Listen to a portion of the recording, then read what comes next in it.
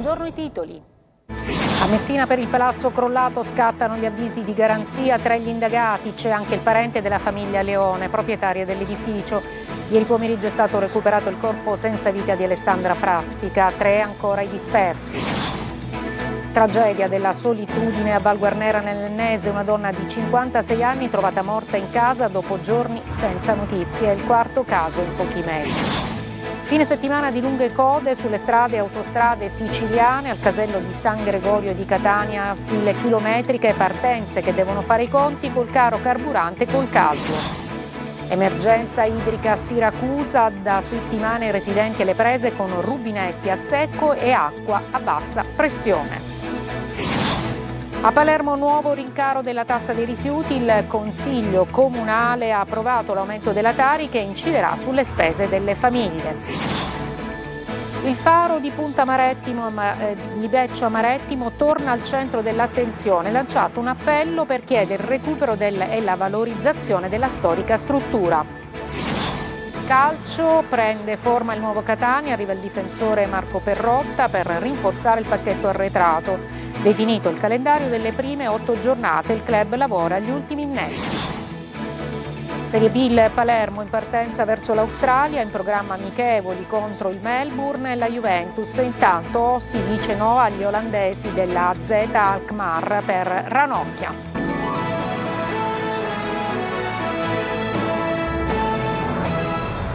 Buongiorno e buona domenica, benvenute e benvenuti. In apertura il palazzo crollato a Messina, primi avvisi di garanzia, al momento sono 3 gli indagati, uno di questi è un parente della famiglia Leone, proprietari dell'edificio.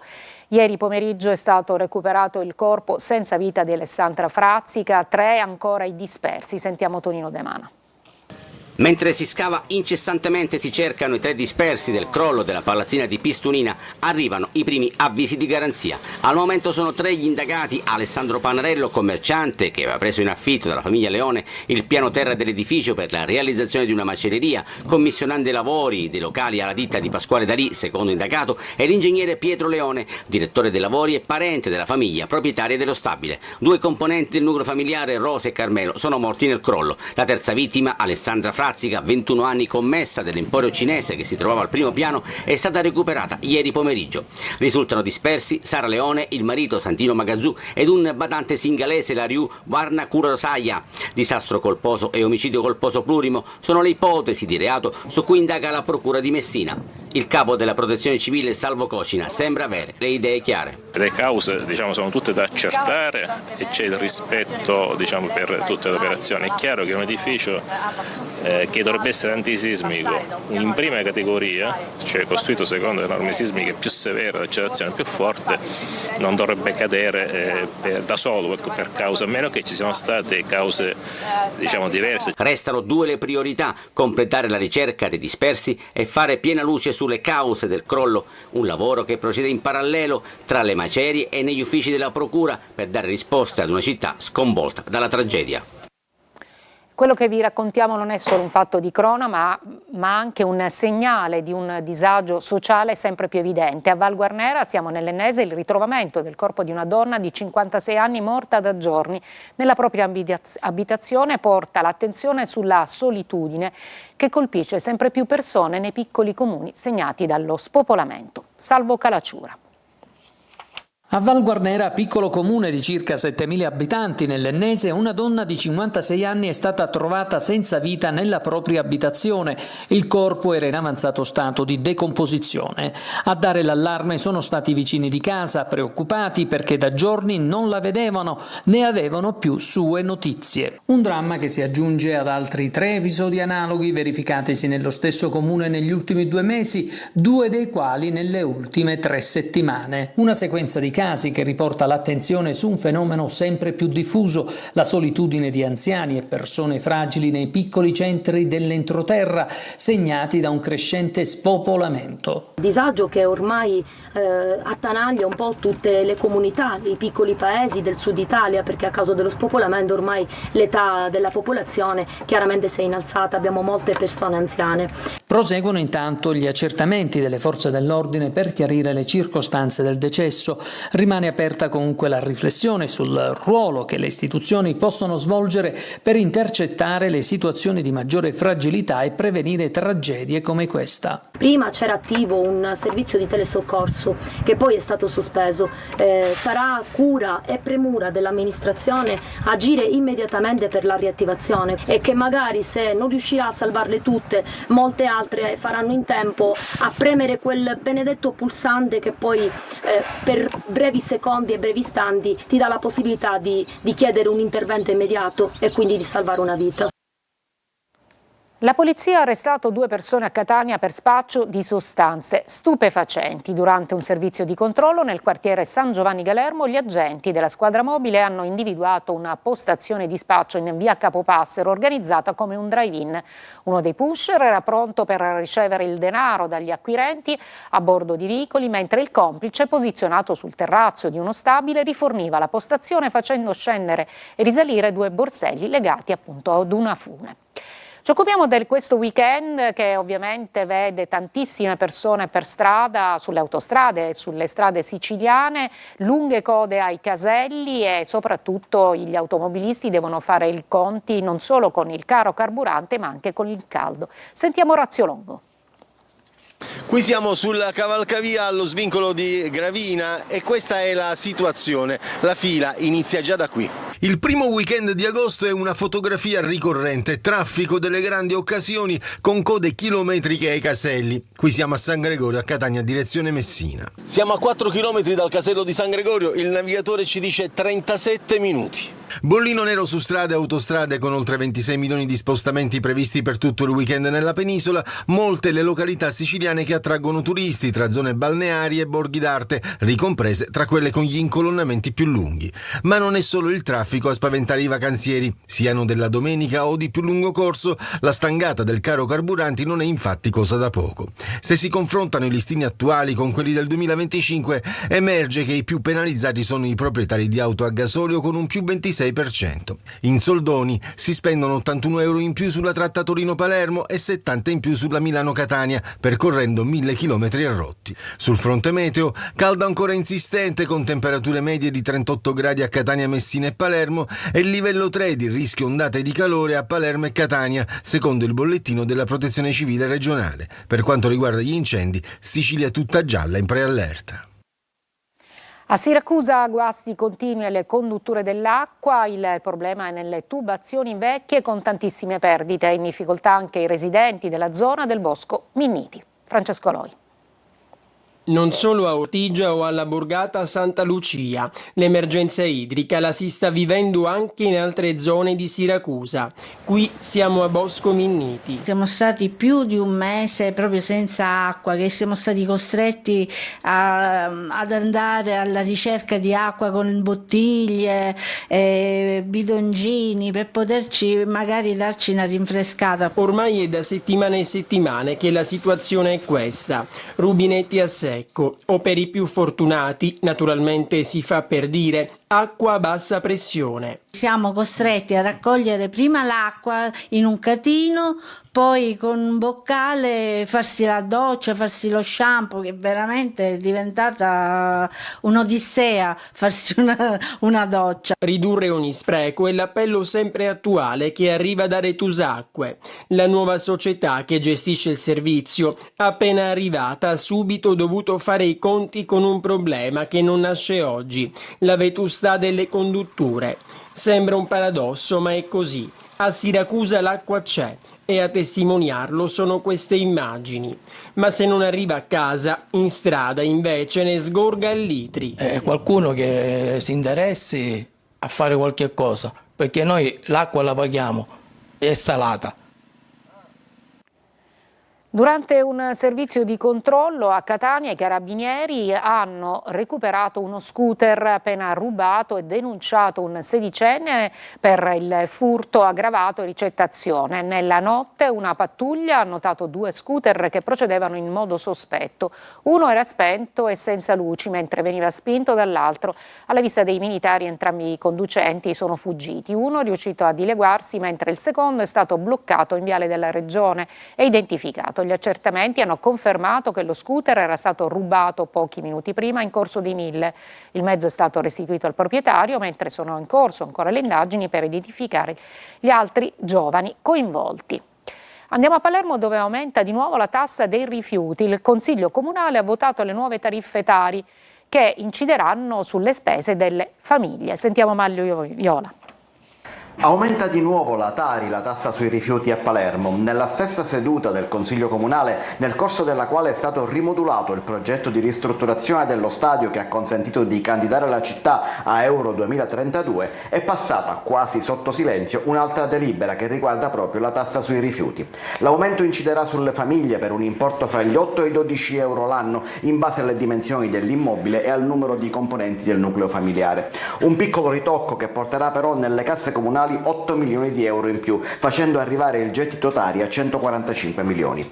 È il secondo ritocco in questa legislatura. 2 anni fa c'era stato un primo piccolo aumento di entità paragonabile per le attività commerciali, però i 2 aumenti sommati potranno arrivare a maggiori costi fra i 50 e i 120 euro a seconda delle dimensioni. A votare contro sono stati PD, 5 Stelle, Progetto Civico Italia e Controcorrente, praticamente tutte le opposizioni, mentre la maggioranza ha votato compatta. L'aumento è necessario per rispettare i vincoli del piano di rientro concordato con Roma. Senza l'equilibrio fra costi del servizio e tassa dei rifiuti incassata rischiano di saltare i contributi statali al ripiano. Resta il nodo degli evasori, ancora in numero troppo alto e mai scovati. Si valuta che a pagare la Tari siano circa il 72% dei palermitani. Oggi quindi scovare chi non paga farebbe abbassare notevolmente l'importo, non solo azzerando gli aumenti, ma portando la tariffa al di sotto dei livelli del 2000.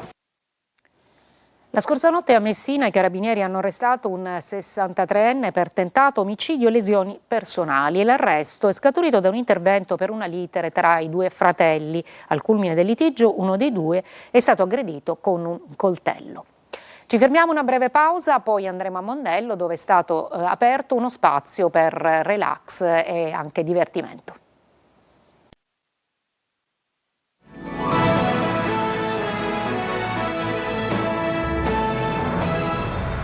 A Mondello è inaugurato uno spazio gratuito per permettere a tutti di vivere tra sport, benessere e musica. Marco Gullà.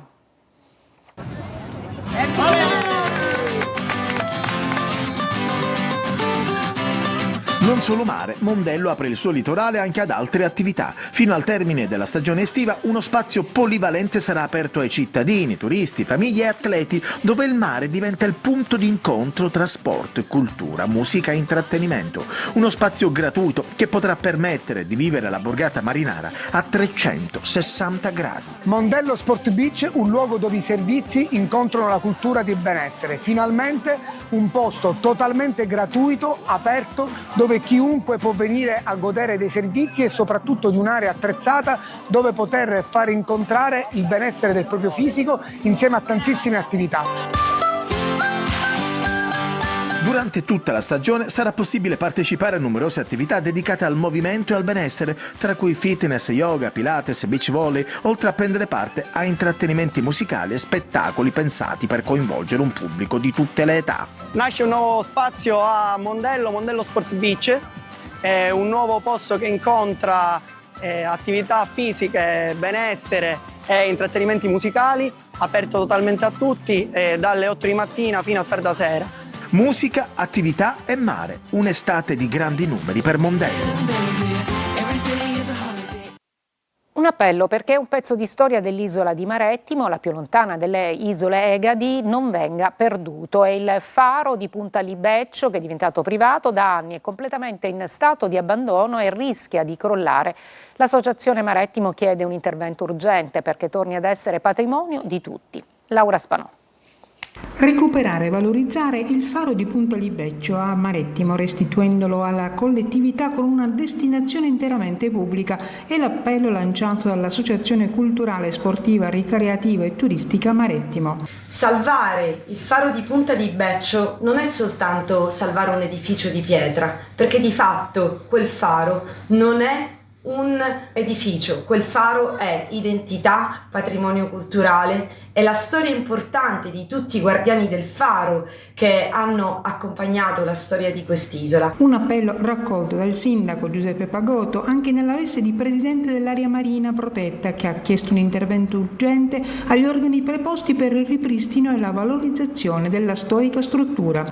Quello che chiediamo è la messa in sicurezza e soprattutto la cura, che è cura del patrimonio culturale e cura di uno dei luoghi più belli e suggestivi della costa ad ovest della nostra straordinaria isola di Marettimo.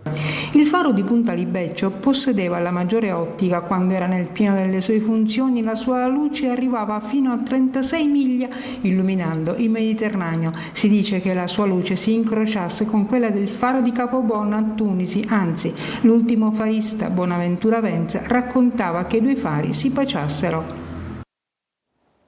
Breve pausa, la pagina dello sport con il calcio, il difensore Marco Perrotta e il nuovo acquisto del Catania, mentre invece il Palermo è in partenza verso l'Australia.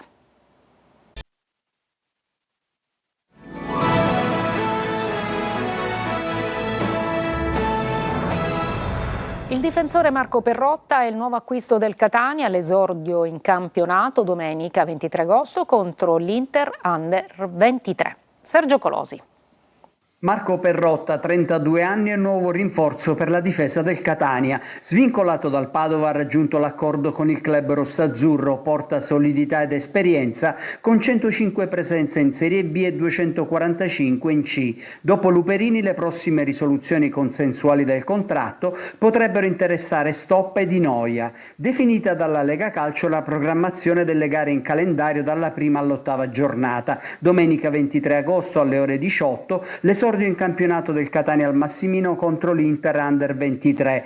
Impegni casalinghi in 3 delle prime 4 giornate. Gli etnei, dopo la trasferta a Monopoli di sabato 29 agosto alle 21, apriranno il mese di settembre con un doppio turno casalingo, lunedì 7 alle 20:30 contro il Cosenza e sabato 12 alle 18 con la Scafatese. Il primo incontro infrasettimanale del Catania sarà alla 5ª giornata, martedì 15 settembre alle 18:30, quando mister Longo ritroverà da ex il Picerno in trasferta. Alla 6ª, sabato 19 alle 20:30 al Massimino, arriverà la matricola Barletta, mentre alla 7ª, domenica 27 settembre alle 12:30, Casertana Catania. Sabato 3 ottobre alle 20:30, in occasione dell'8ª giornata, Longo ancora da ex ospiterà al Massimino il Crotone.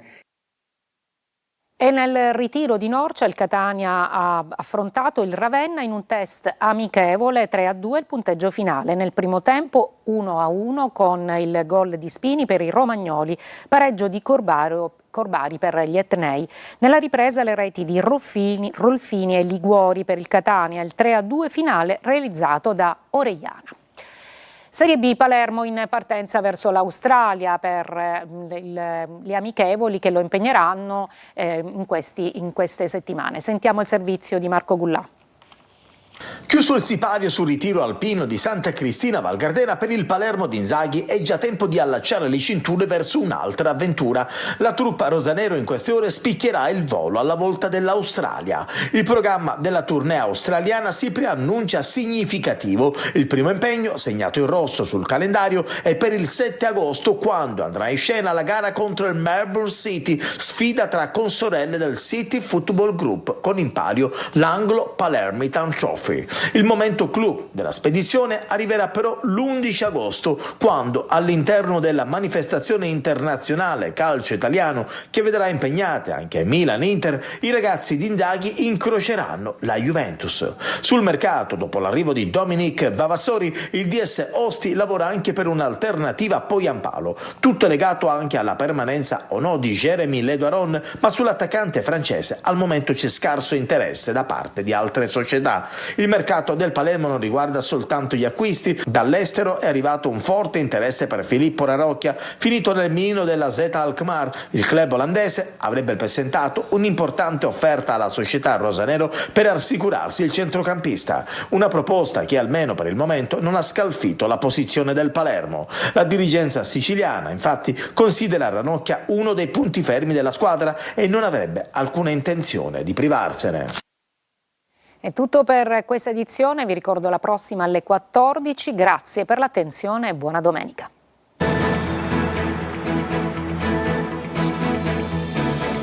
Entra nel mondo dell'informazione con l'app Sicilia Web. Resta sempre aggiornato con le news e le live in diretta.